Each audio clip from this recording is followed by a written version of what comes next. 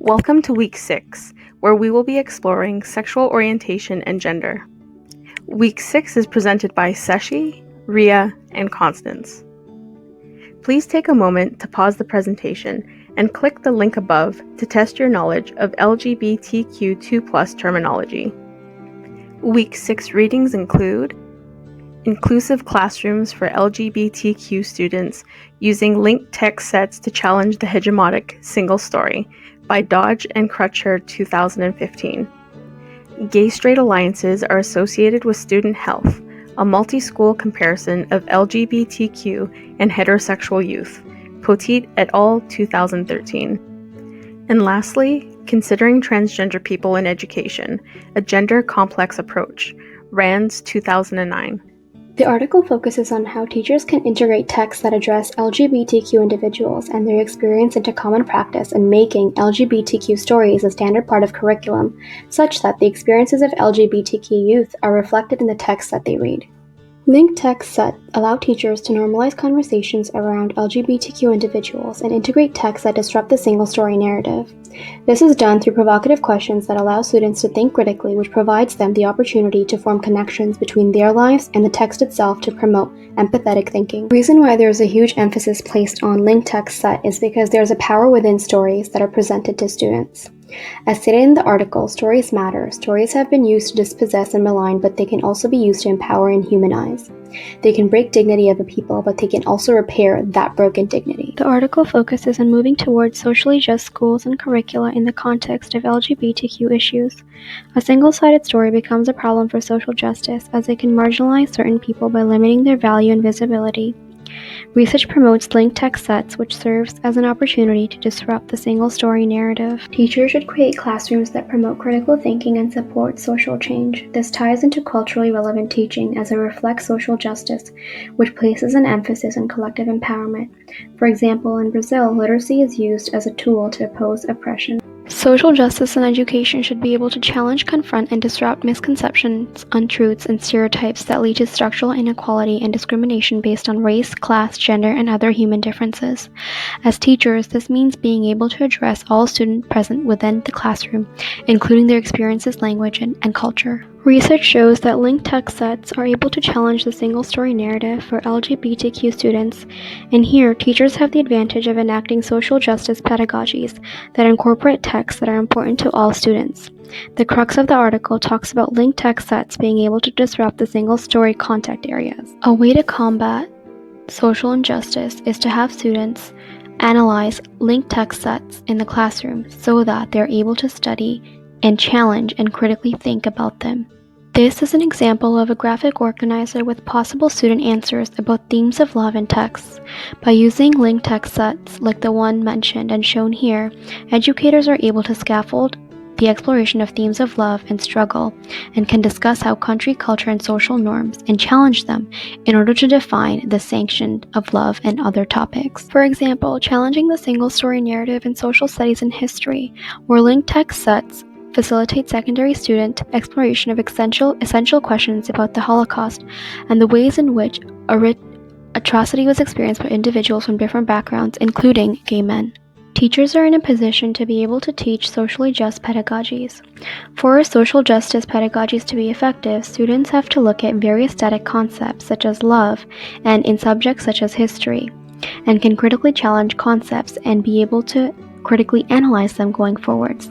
This ensures that culturally relevant teaching is done as a collective empowerment tool, where students are able to develop a broader socio-political consciousness. Benefits of presenting linked text sets in the classrooms is that it recognizes, showcases, and validates LGBTQ experiences and helps bring to light the issues of social justice pedagogies that educators need to be aware of when navigating issues around sexual orientation, religion, and culture.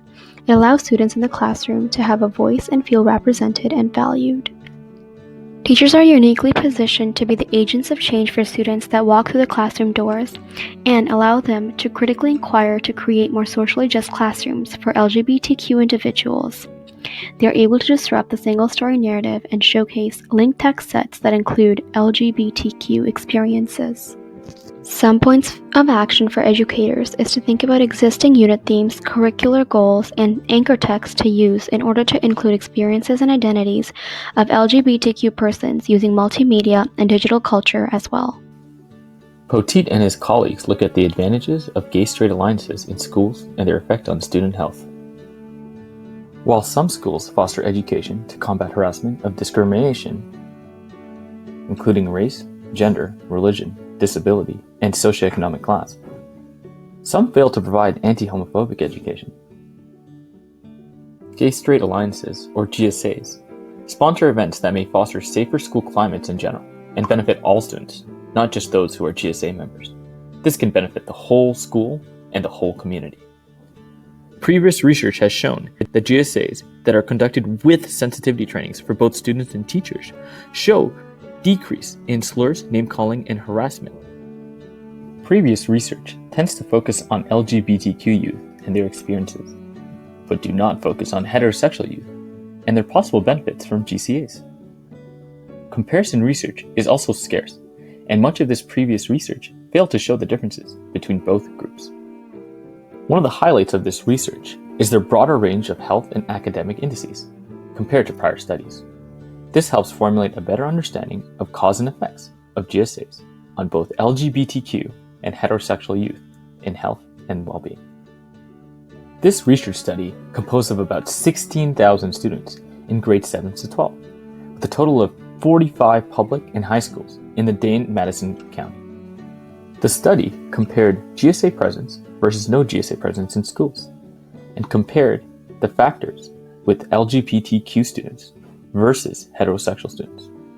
How do these different indices affect these different students? The study looked at a lot of important health measures, including victimization, suicidal ideation, school-related indices such as socioeconomic status of students, sexual health risks, and substance abuse. Findings of the study correlate with GSAs being beneficial for schools. In LGBTQ youth, it shows a decrease in smoking and drinking, suicide attempts, and sexual behavior with casual partners.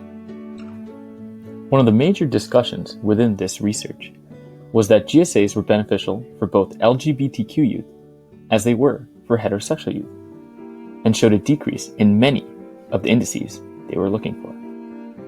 Interestingly enough, the findings did not reflect a significant change in victimization and school belonging for both LGBTQ youth as well as for heterosexual youth. Another interesting finding was that gender did not make a difference when it came to the different indices. One of the criticisms our group had for this study was included in geographic location. The study took place in a county in the United States, and it's difficult to assume whether the schools selected from this county reflect a more conservative or liberal community. Therefore, it is hard to judge if this plays a role in the schools itself outside of this community.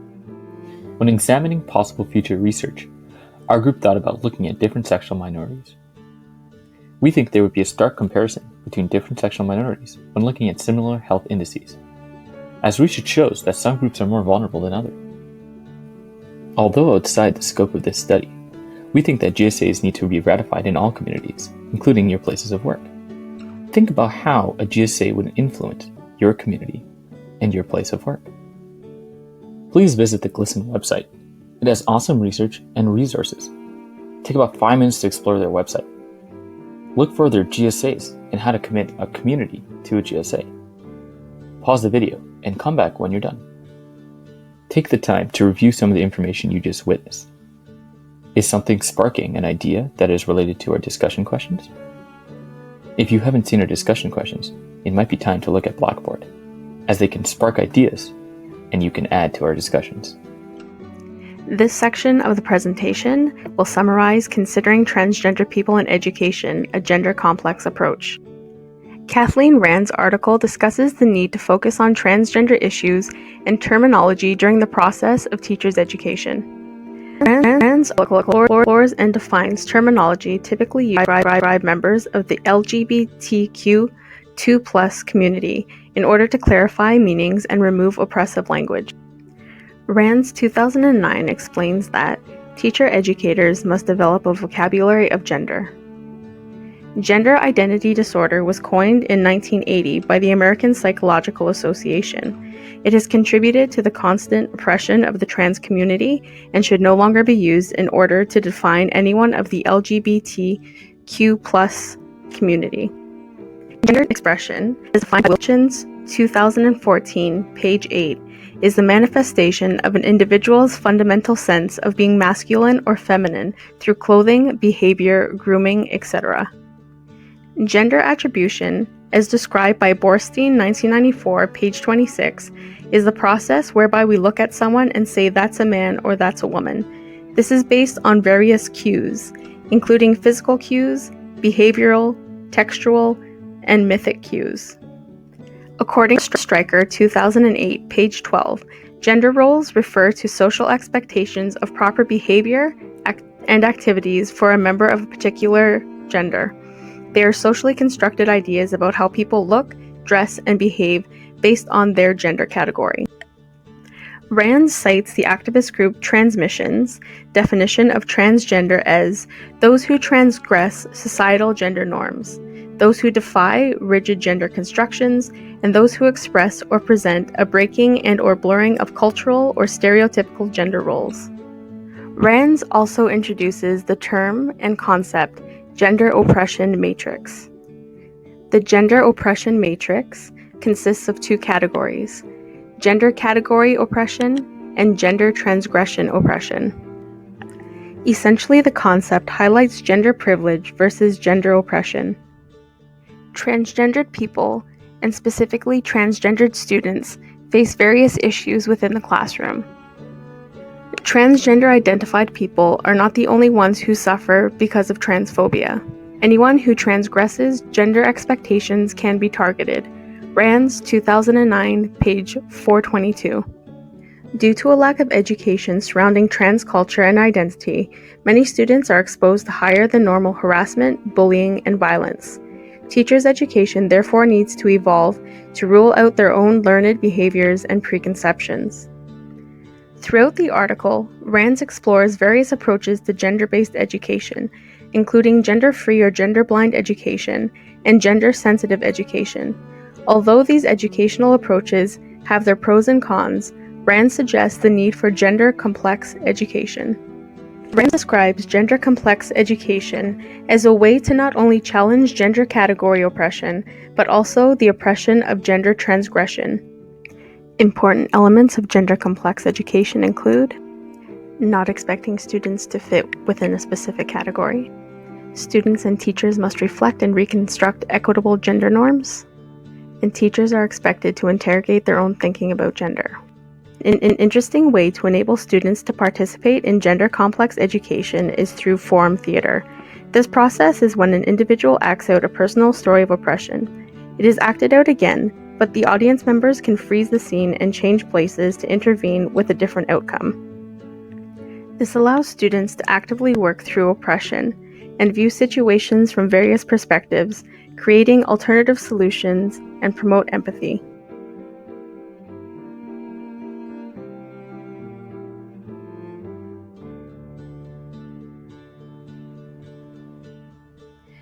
During this week, please respond to the following discussion board questions. How can educators create opportunities for inquiry that center around LGBTQ topics to ensure socially just and respectful conversations in and outside the classroom? Discussion board question 2. How do GSAs benefit the whole community? How might a GSA benefit different social and work structures in your life, based on the Poteet reading? Please explain. Discussion board question 3. In your current role, have you faced situations where you didn't feel adequately prepared to deal with an LGBTQ2+ issue or didn't have adequate facilities to suggest a solution? Please explain. This concludes our presentation. If you are interested in more resources, videos, or articles about the LGBTQ2+ or transgender communities, please follow the link above to view our Padlet.